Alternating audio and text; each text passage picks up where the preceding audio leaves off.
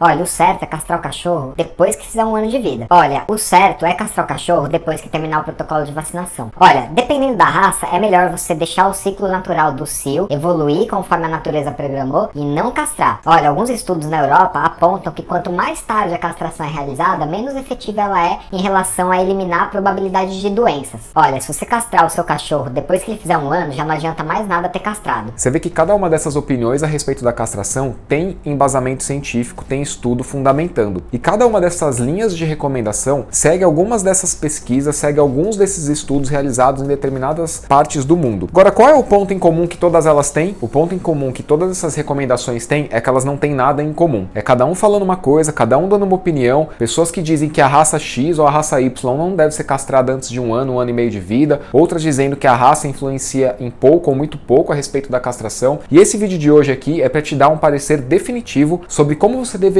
amparar a sua decisão como tutor ou como tutora a respeito do período certo para castrar o seu cachorro. Eu sou o Kleber, adestrador e pai da Wendy, e nesse vídeo eu quero te explicar qual é o embasamento que a gente deveria seguir para definir a respeito de castrar e de quando castrar os nossos cães. Então, para a gente começar a definir algumas métricas aqui, eu vou dividir com você um pouco da minha história com a Wendy, que é o meu primeiro cachorro e o único cachorro que eu tive até hoje. Quando a Wendy chegou para mim, o primeiro veterinário que eu levei ela, perguntei sobre castração, ele me falou o seguinte: Kleber, se você puder, deixa o ciclo natural da fêmea seguir o seu curso. Não castra, mas se você for castrar, castra o mais rápido possível. E aí eu perguntei para ele qual era a opinião pessoal dele. E ele me falou: cara, eu particularmente sou a favor de deixar o cachorro seguir o ciclo natural da vida. E na época isso me fez muito sentido, por diversos motivos. Primeiro porque eu morava numa cidade que tinha poucos cães de rua. Então não era um problema sair com a Wendy para passear e ter aquele incômodo de toda hora ter um cachorro xeretando a bunda dela e que ficasse dormindo no meu portão esperando a Wendy sair para ele invadir o pedaço ali e, dar a funhanhada que ele tanto queria.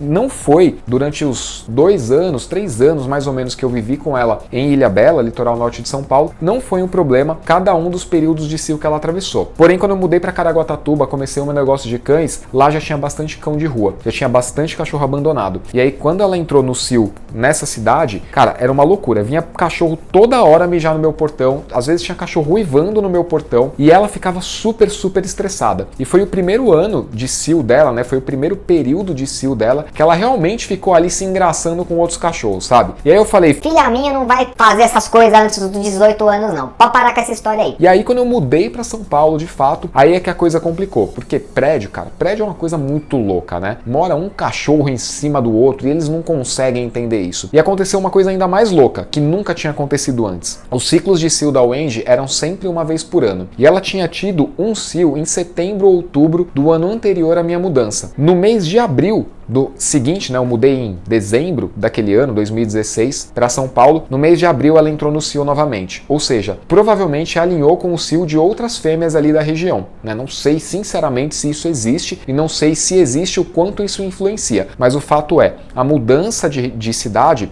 para uma área que tem mais cachorros por metro quadrado, influenciou a carga hormonal dela e desregulou, se a gente pode chamar de desregulou o ciclo de cio que a Wendy tinha. E aí eu decidi que a castração era o melhor caminho naquele momento, É uma cirurgia que não tem volta, não me arrependo de ter feito. Beleza, então essa é a minha história, a respeito do ciclo de castração, do período de castração. Se eu estivesse morando em Ilhabela até hoje, provavelmente a Wendy, que está para fazer 9 anos, não teria sido castrada ainda e provavelmente também não seria um problema como veio a ser quando a gente mudou para Caraguá e depois aqui para São Paulo. Ok, então o que a gente pode esperar quando a gente pergunta para o veterinário se deve ou não deve castrar? Cara, do meu ponto de vista e com tantas opiniões divergentes, o meu entendimento é: o veterinário deveria fazer avaliação individual do seu cachorro. Como é que seria então essa avaliação individual, Kleber? Seria uma coisa que provavelmente sairia bem cara e seria uma coisa que demandaria muito conhecimento e muito tempo de investigação desse veterinário, porque ia mexer com avaliação de comportamento, ou seja, já deveria aí buscar uma parceria com o adestrador para fazer uma avaliação, e é essa avaliação que eu vou dar no final do vídeo para você, para você entender alguns pontos a respeito de castração. E esse veterinário teria teria que pedir uma bateria completa de exames para entender os níveis hormonais desse cachorrinho. Agora, uma questão que eu acho muito complexa de simplesmente dizer é assim ou não é a questão de que se castrar antes de X meses, o cachorro não se desenvolve por completo e não atinge um tamanho adequado. Cara, eu queria aqui deixar um convite, né, se tiver um veterinário me assistindo, para de repente a gente fazer uma live junto, tá? Porque qual é a questão da castração em relação ao tamanho que o indivíduo vai ter na fase adulta? Se você parar para pensar, quantos adultos castrados você conhece? Eu acho que nenhum, né? E no entanto, tem adultos que, do grupo dos não castrados, que são maiores, mais fortes, mais magros, mais baixos, né? Constituições físicas diferentes. E a castração não é o fator que determinou. Qual é o fator que determinou? São muitos fatores que influenciam no desenvolvimento físico e no porte desse indivíduo na fase adulta. Isso vale, eu diria que para qualquer mamífero, tá? Não vou dizer 100% porque eu não estudei todos os mamíferos do planeta, mas vale para cães, vale para pessoas, vale para rato de laboratório. Coisas como alimentação, ambiente, nível de atividade física, sim, genética, né? E também comportamento, tá? O comportamento também influencia. E sim, também a questão do tempo. Porém, não existe só um hormônio que faz o cachorro crescer. Se a gente puder atribuir a responsabilidade do crescimento, desenvolvimento físico e corporal por completo até a fase adulta, a gente está falando do hormônio que conhecemos por, exatamente, hormônio do crescimento. Tem até suplementação para cães, um hormônio sintético para ajudar no crescimento de cães. Então, se a gente pudesse atribuir um único hormônio responsável pelo desenvolvimento físico completo do cachorro, seria o hormônio do crescimento, não a testosterona, beleza? Então, acho que esse é um ponto, e aí fica o convite, cara, de tô trocando uma ideia aqui, eu tô falando com base em diversas opiniões que não estão ajudando em nada as pessoas a chegarem num consenso. Então, a real é que hoje eu conheço um monte de veterinário e nenhum desses veterinários com opiniões completamente controversas entre si faz essa avaliação individual. Todos eles dizem, eu sei fazer, mas nenhum de fato faz. Por quê? Porque não é uma demanda do mercado. Porque se fosse... Eu quero entender a individualidade do meu cachorro. Quais são os exames que nós temos que fazer para decidir qual o período certo de castrar, doutor? Aí o doutor, a doutora falaria e aí esses exames seriam feitos, entende? Então, como não existe essa demanda, a profissão, né, os veterinários de modo geral, não fazem essa recomendação. Então, onde a gente pode se amparar? Cara, a gente pode se amparar na avaliação do comportamento desse cachorrinho. E longe de mim chegar aqui e dar uma máxima para você que vai responder 100% das pessoas que assistirem esse vídeo. Mas eu quero definir aqui com você parâmetros que, em particular, eu avalio na hora de dizer castre ou não castre esse cachorro. E principalmente quando eu tenho que entender qual é a filosofia de vida desses tutores que me procuraram para fazer o adestramento. Porque tem tutor que é totalmente contra a castração e tem tutor que é totalmente a favor da castração. E aí, quando eu avalio o comportamento, o máximo que eu posso fazer é deixar na mão do tutor, da tutora, para que eles decidam com base na filosofia de vida deles e com base no que a tendência de comportamento está apontando. Antes de falar das minhas recomendações, quais são os prós da castração? Cara, você quer ter um cachorro numa cidade como São Paulo, que vive bem, que te dá sossego em casa, fica muito difícil ter principalmente um macho não castrado. Por quê? Porque cães têm a capacidade de sentir o cheiro das fêmeas no cio num raio de até 4 km ao redor deles. Depende da raça, depende da predisposição genética, depende da capacidade do cara de usar o olfato, depende de quantos caminhos neurológicos responsáveis pela estimulação através do olfato ficam ativos, tá? Depende de uma série de variáveis, essa distância de percepção do cheiro da fêmea. E uma outra questão é, cara, você vai viajar e quer deixar teu cachorro numa creche, quer deixar teu cachorro no pet sitter, numa hospedagem domiciliar, vai ser muito mais difícil encontrar uma boa creche e um bom anfitrião que atenda essa demanda de hospedar um cachorro macho não castrado, tá? Porque principalmente os machos não castrados, outros cães em geral tendem a ficar incomodados com a simples presença desses cães. A gente fala grosso modo simples presença, mas na verdade é a linguagem corporal que um cachorro não castrado tende a expressar, por causa de um hormônio específico que é a testosterona, que tende a produzir um comportamento mais combativo em cães que já têm essa predisposição. E agora sim entra a questão aí da avaliação do comportamento, que são algumas linhas gerais que eu busco analisar, principalmente porque eu tô falando de filhotes, né? A gente pensa na castração quando o cachorro ainda é filhote, se não castrou quando era adulto, raros são os casos em que vai castrar com 4, 5 anos, como foi o meu, né? Castrei a Wendy com 4 anos, tá? Então, quando a gente olha pro filhote, não existe nada definitivo. O cachorro não é, né? Não é e nem não é. Ele está se formando e aprendendo coisas da vida, tá? E ele tem tendências ali que são possíveis sim de fazer uma avaliação, mas não são máximas absolutas, né? E aí, para você entender quais são as tendências, você precisa de um profissional que entenda não só de cachorro, mas de linguagem corporal e de individualidade. Não existe ou não deveria existir, do meu ponto de vista, o especialista na raça, né? Então o cara só sabe falar de Golden. Se ele tiver que treinar um Akita, ele não consegue. É isso. Só existe o cara que treina cães primitivos. Se ele tiver que treinar um cão doméstico normal, ele não consegue, porque ele é especialista. Do meu ponto de vista, existe a avaliação da individualidade. Você pode ter um Akita que é altamente sociável, que serve para cão de assistência, como eu já vi acontecendo, tá? E você pode ter um Golden que não serve para viver socialmente, não gosta de interagir com outros cães. Dito isso, então, quais são os sinais que eu busco entender a respeito do comportamento de um filhote e que eu falo, olha, deixa mais um tempo, vamos evitar, se puder dar uma segurada na castração, eu acho mais adequado. Quando a gente está falando tanto de machos quanto de fêmeas, um dos sinais que me convida a dizer para os tutores, orientar os tutores a deixar mais tempo sem castrar, deixar passar mais meses, até completar um ano ou mais e fazer o acompanhamento do comportamento, um dos sinais é cachorro que é muito cagão. Cagão,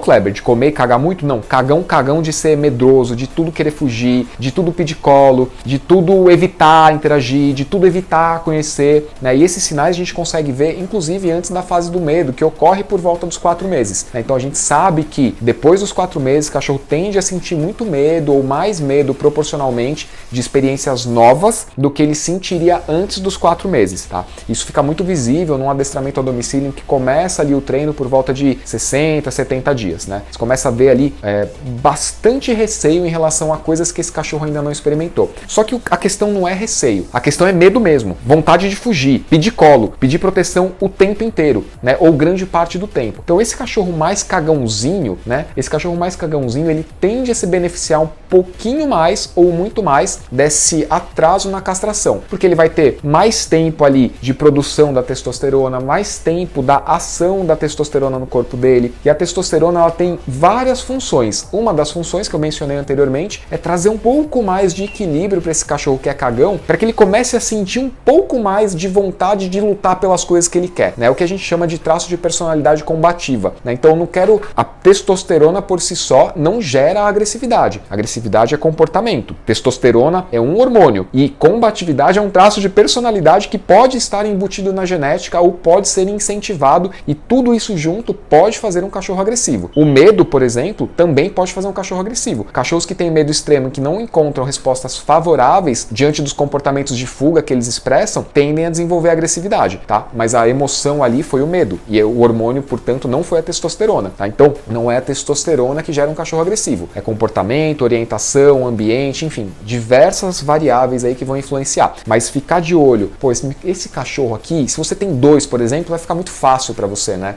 Os dois têm a mesma idade, os dois têm problemas sociais, só que um ele vai para cima de todo mundo e o outro foge de todo mundo, né? Esse que vai para cima de todo mundo castra mais rápido, que a combatividade dele tá alta, provavelmente tem uma taxa de cortisol e de testosterona mais alta. Esse que foge de tudo, deixa a testosterona dele agir um pouquinho mais. Eu tô fazendo uma simplificação da conversa, mais para ficar didático, para ficar visível mentalmente, caso você não tenha 2 cães, tá? Porque, como eu falei, muitas são as variáveis que influenciam no comportamento agressivo. Ok, outra variável que eu costumo avaliar antes de recomendar castrar ou deixar de castrar ou adiar a castração é cachorro que é extremamente olfativo. Meu, esses cães que saiu pra rua, bota o focinho no chão e esquece que existe mundo, meu, esse daí eu diria que é o termômetro máximo para você falar, para que eu recomendasse, olha, castra o mais rápido possível. Por quê? Porque se na rua esse cara já saiu farejando, aspirando, né? Não é nem farejando, é aspirando todos os cheiros possíveis, em casa provavelmente ele já estava com esse anseio, com essa ansiedade, com esses ímpetos de sair pra rua, vasculhando as coisas que aconteceram na ausência dele nesse ambiente externo, tá?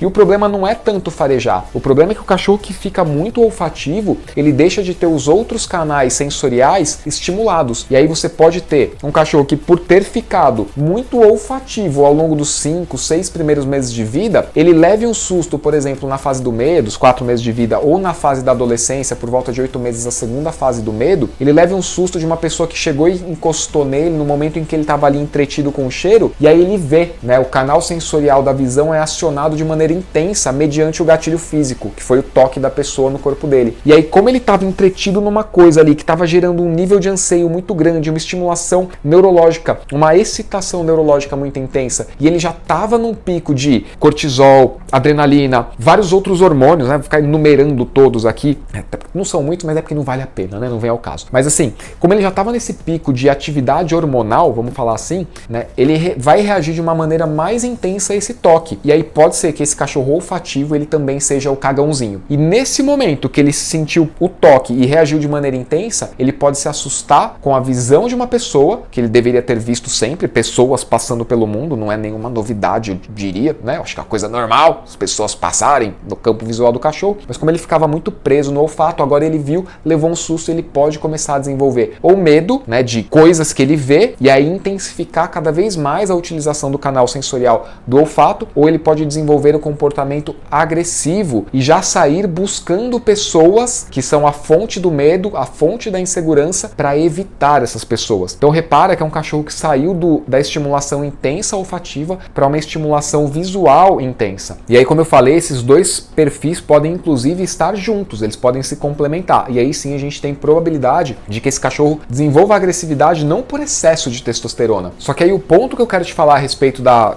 estimulação mais intensa do canal olfativo é que muitas vezes esses cães que são altamente estimulados olfativamente, sim, pode ser uma predisposição genética, sim, pode ser um macho que, por exemplo, sentiu o cheiro de uma fêmea no cio já dentro de casa e quando saiu pra rua pegou ali um rastro mais forte e agora ele está buscando mais pistas para encontrar essa fêmea, que pode inclusive ter acabado de passar e você não tem como saber, né?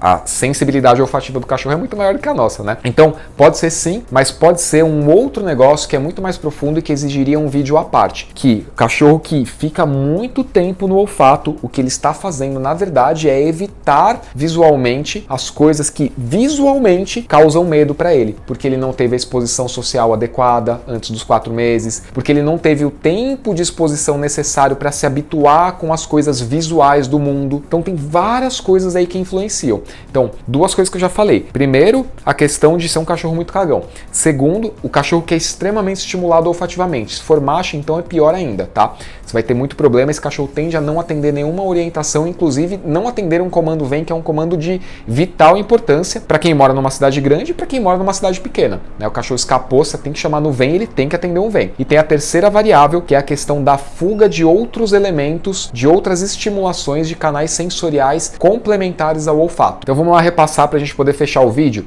Cachorro com medo extremo atrasa um pouquinho mais a castração, né? Cachorro que tem muita insegurança, cachorro que tem bastante medo de tudo, de muitas coisas, de modo geral, cachorro que que já conhece pessoas, mas toda vez que chega alguém em casa, por exemplo, ele fica naquela dúvida, naquela insegurança, fica latindo um tempão, tentando evitar a pessoa, né? Já conhece um monte de gente, mas chegou uma pessoa que ele não conhece, ele fica latindo e toda pessoa que ele não conhece, né? Deixa um pouquinho mais aí de tempo sem castrar, beleza? Machos extremamente estimulados olfativamente. Essa recomendação do olfato é especificamente para machos, tá? Esse cachorro é melhor você castrar, para diminuir um pouco esses ímpetos dele de busca por fêmeas que estão no cio ou que podem estar frequentando a tua região aí. E aí a última recomendação, que é esse foco excessivo na utilização do canal sensorial olfativo, ela é especialmente válida para fêmeas, mas também vale para machos. Cães que ficam muito sugando cheiros por aí, eles estão deixando de experimentar o mundo na sua totalidade. Eles não estão atentos aos comandos de voz, às orientações que você está dando para eles. Eles estão distraídos em relação à utilização do próprio corpo.